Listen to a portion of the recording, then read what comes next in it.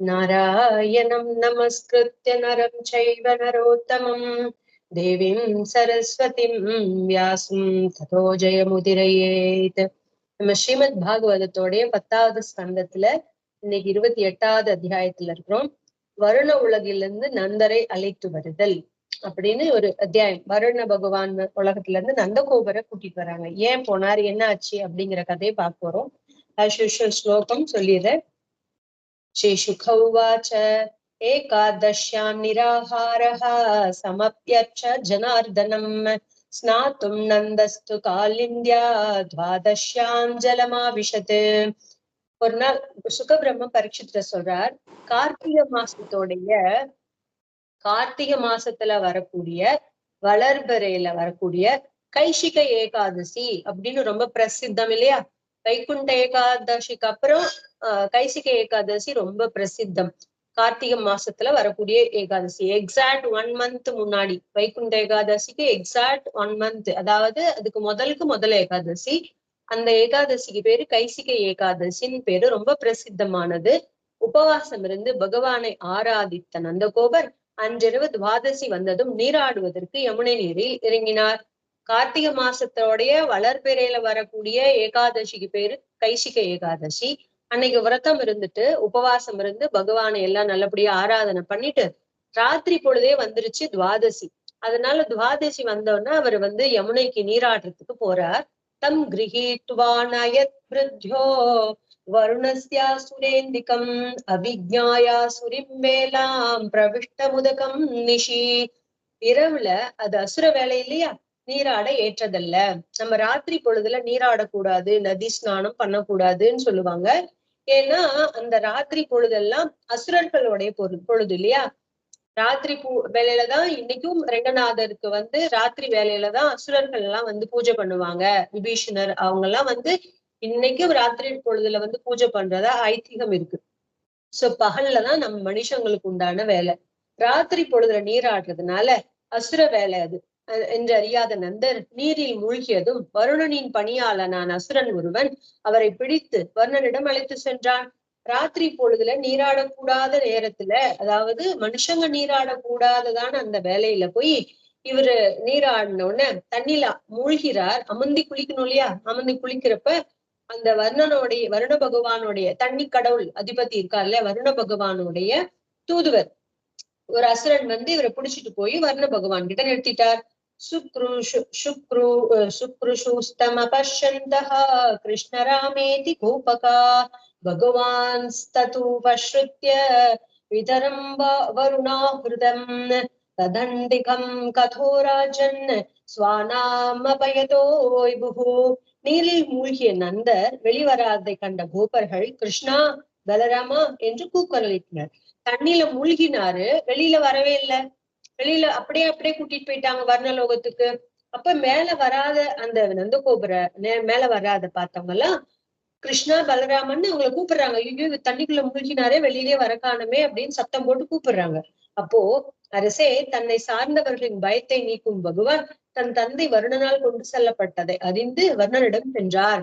உடனே பரீட்சித்ரான்னு சொல்லிட்டு இருக்கார். பரீட்சித்ர சொல்றார், இந்த மாதிரி தன்னுடைய எல்லாருடைய பயத்தையும் போக்கக்கூடியவனான பகவான் தன்னுடைய தந்தை இப்படி வருண பகவானால கொண்டு போகப்பட்டதை பார்த்துட்டு உடனே வர்ணலோகத்துக்கு பகவான் போறார்.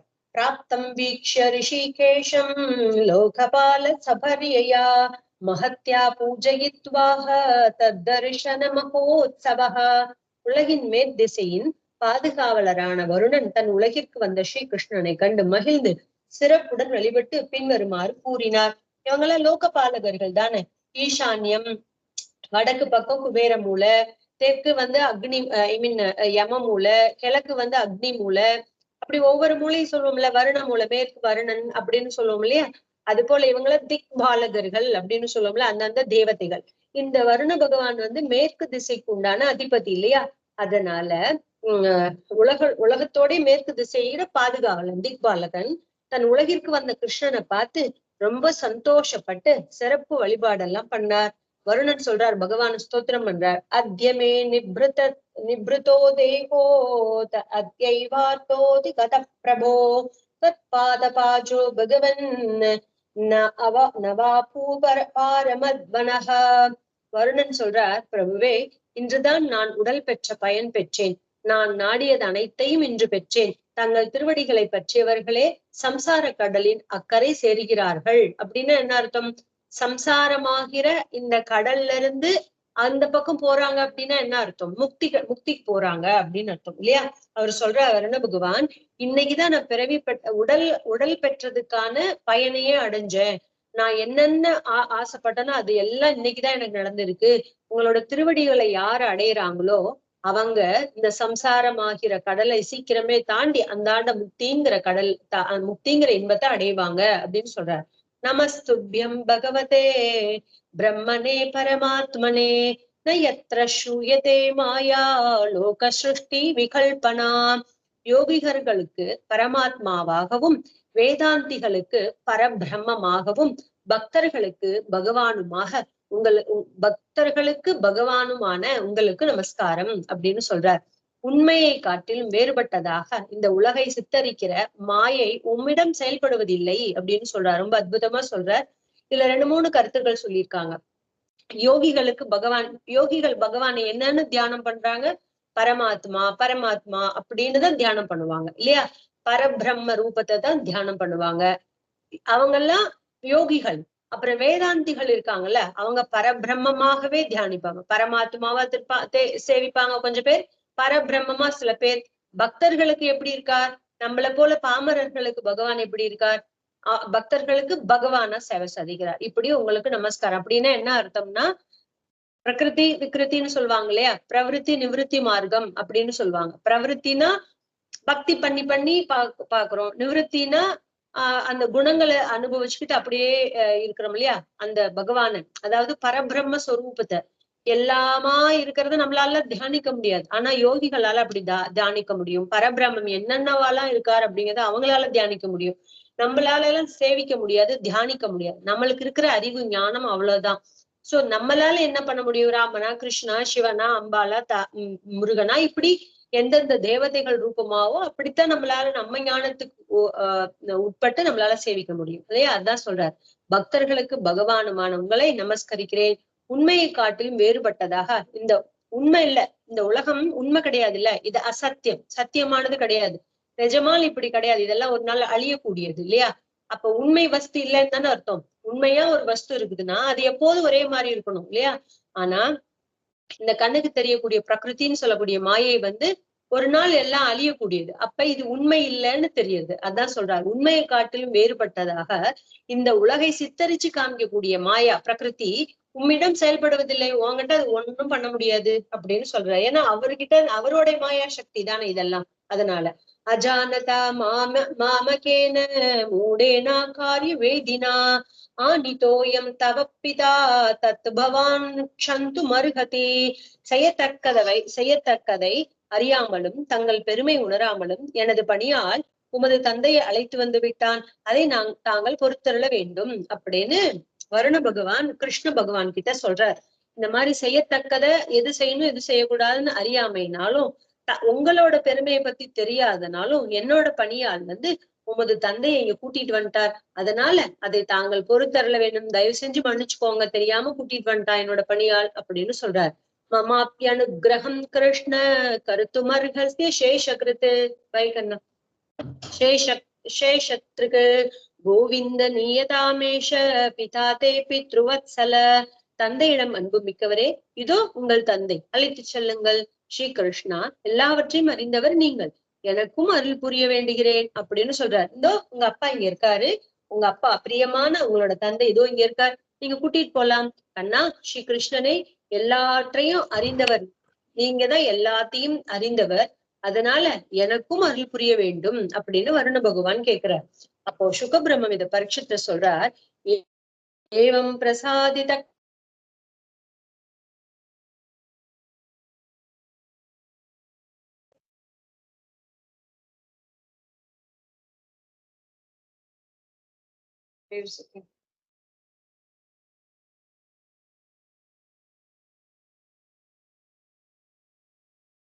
சுகபிரம்மம் சொல்றார் 9வது ஸ்லோகத்துல, ஏவம் அதாவது ஈசனுக்கு ஈசனான பகவான் ஸ்ரீ கிருஷ்ணன் இவ்வாறு வருணனால் வேண்ட பெற்று தன் உறவினர்களுக்கு மகிழ்ச்சி தருபவராக தன் தந்தையை அழைத்து சென்றார்.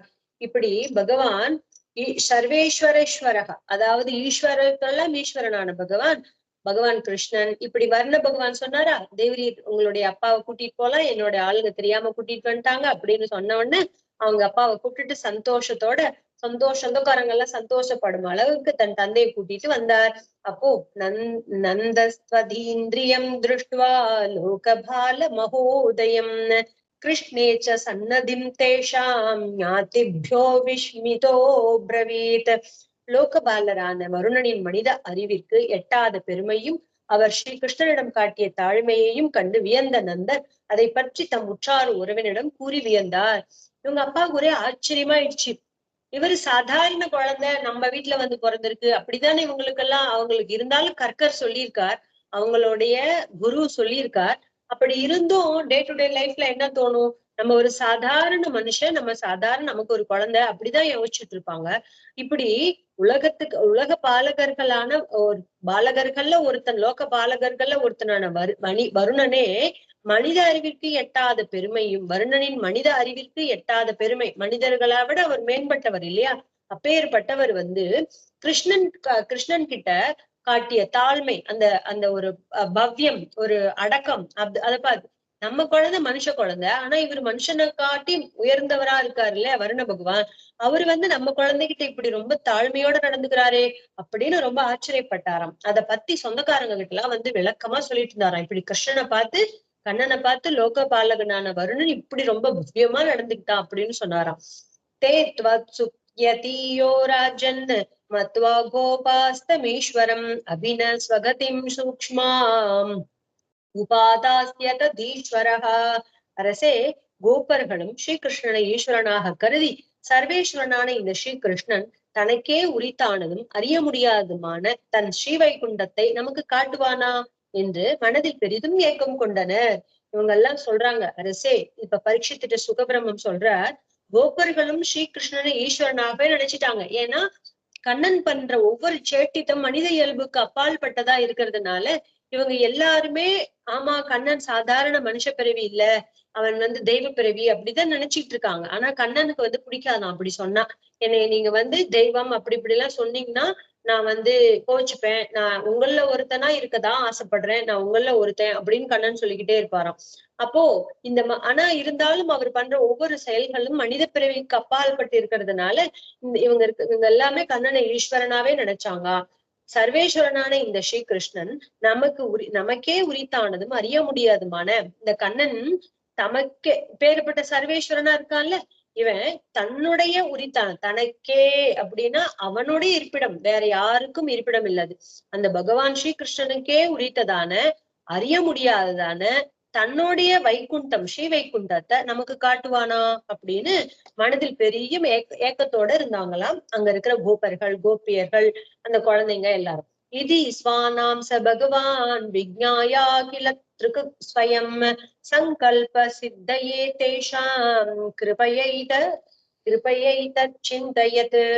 எல்லாரும் அறிந்த பரமன் தன்னை சார்ந்தவர்களின் உள்ள கிடக்கையை அறிந்து அவர்களது எண்ணம் நிறைவேற பரிவுடன் சிரித்தார்.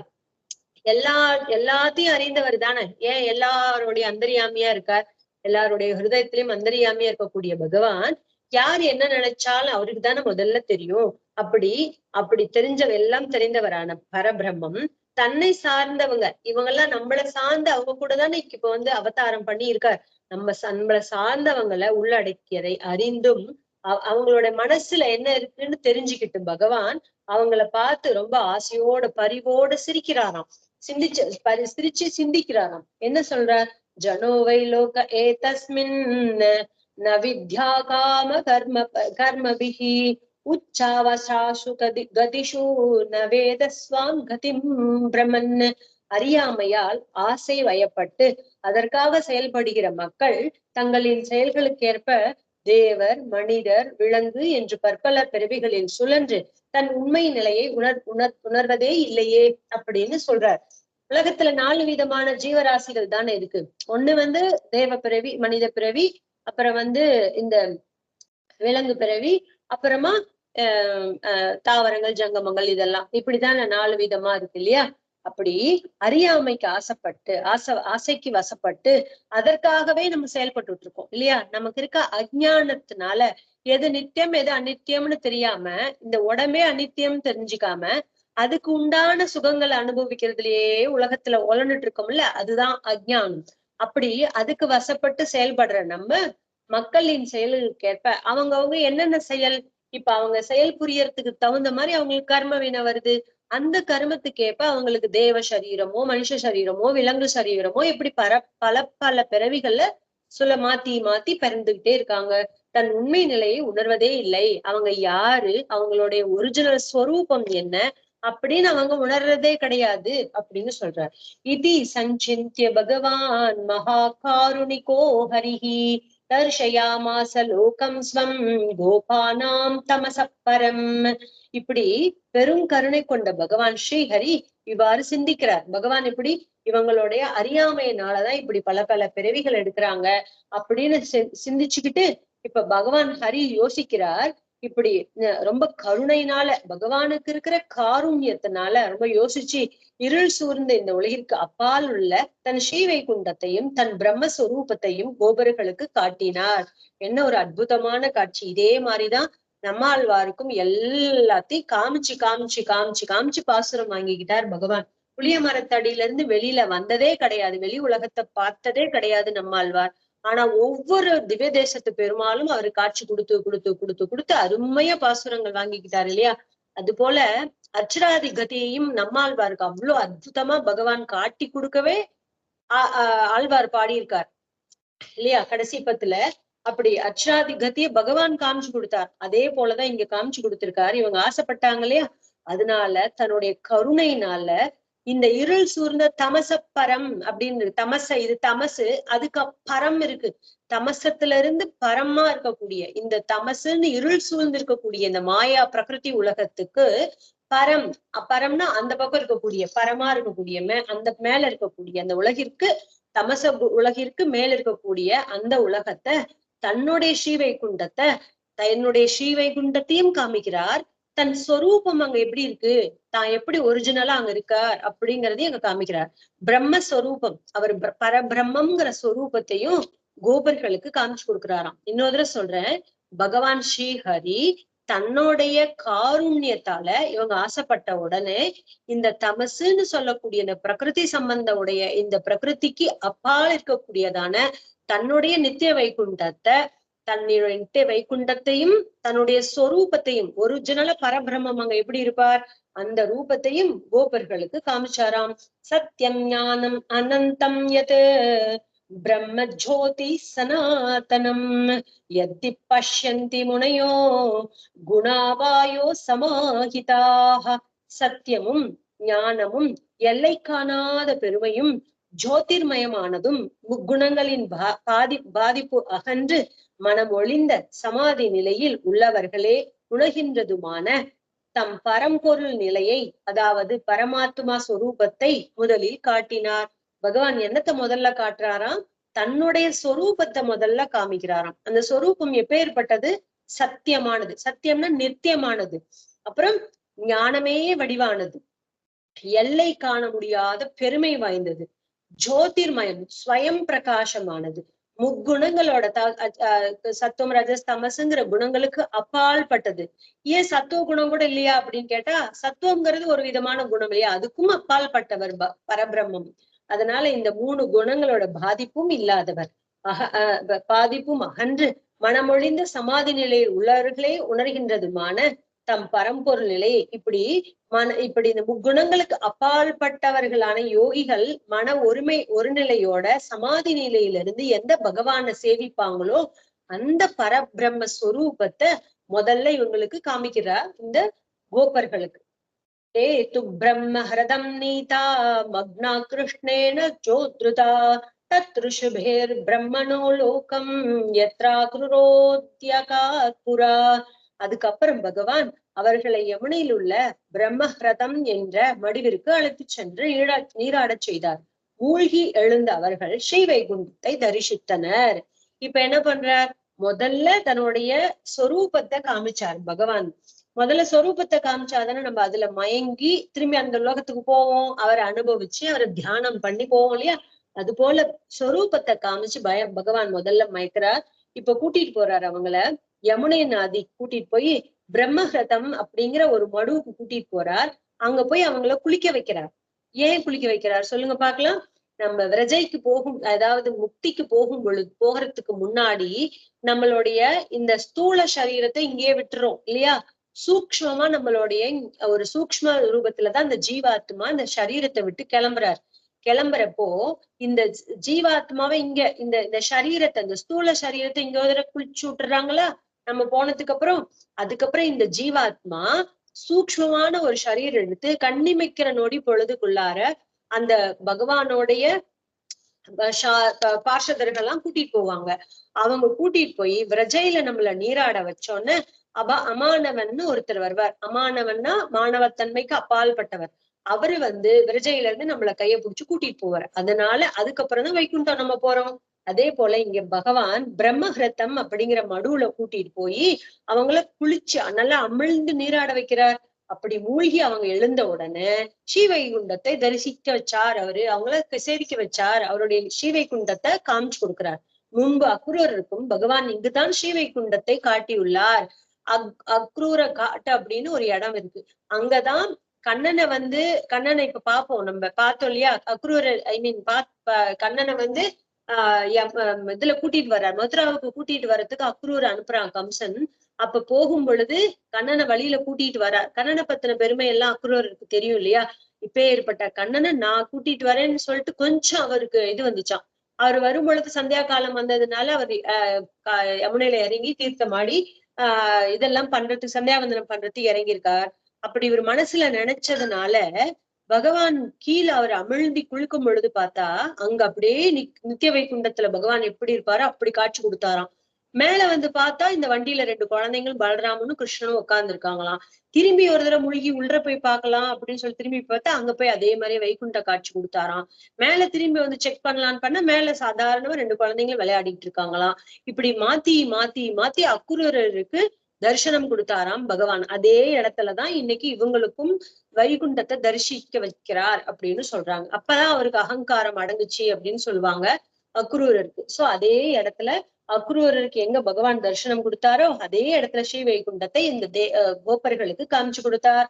நந்தாதயஸ்து தம் திருஷ்டுவா பரமானந்த நிர்விருதா கிருஷ்ணம் ச தத்ர சந்தோபிஹி ஸ்தூயமானம் சுவிஸ்மிதாக. நந்தர் முதலான கோபர்கள் அதனை கண்டு பரமானந்தம் அடைந்தனர். இவங்க எல்லாம் அதை பார்த்துட்டு ரொம்ப ரொம்ப சந்தோஷமாவறாங்க. அங்கு வேதமே உருவமேற்று பகவானான ஸ்ரீகிருஷ்ணனை துதிப்பதை கண்டு வியப்படைந்தனர். அந்த நித்திய வைகுண்டத்துல வேதம் இருக்குல்ல, வேதம் 4 வேதம்னு சொல்றோம்ல, அந்த வேதமே சரீரத்தோட உருவம் எடுத்துக்கிட்டு பகவான ஸ்தோத்திரம் பண்றதாம். அதெல்லாம் பார்த்துட்டு இவங்களுக்கு அப்படி ஒரு பயங்கர சந்தோஷம் ஆயிடுச்சா. நந்தர் முதலான அந்த கோபர்களுக்கெல்லாம், நந்தர் முதலான கோபர்கள் அதனை பார்த்த உடனே ரொம்ப பரமானந்தம் அடைஞ்சாங்க. வேதமே உருவமேற்று பகவானான ஸ்ரீகிருஷ்ணனை துதிப்பதை கண்டு வியப்படைந்தார்கள் அப்படின்னு சொல்றதோட ஸ்ரீமத் பாகவதத்தோடைய 10வது ஸ்கந்தத்துல 28வது அத்தியாயம் முடிவடையுது. इति श्रीमद्भागवते महापुराणे पारमहंस्यां संहितायां दशमस्कन्धे पूर्वार्धे 28ोऽध्यायः। सर्वं श्रीकृष्णार्पणमस्तु।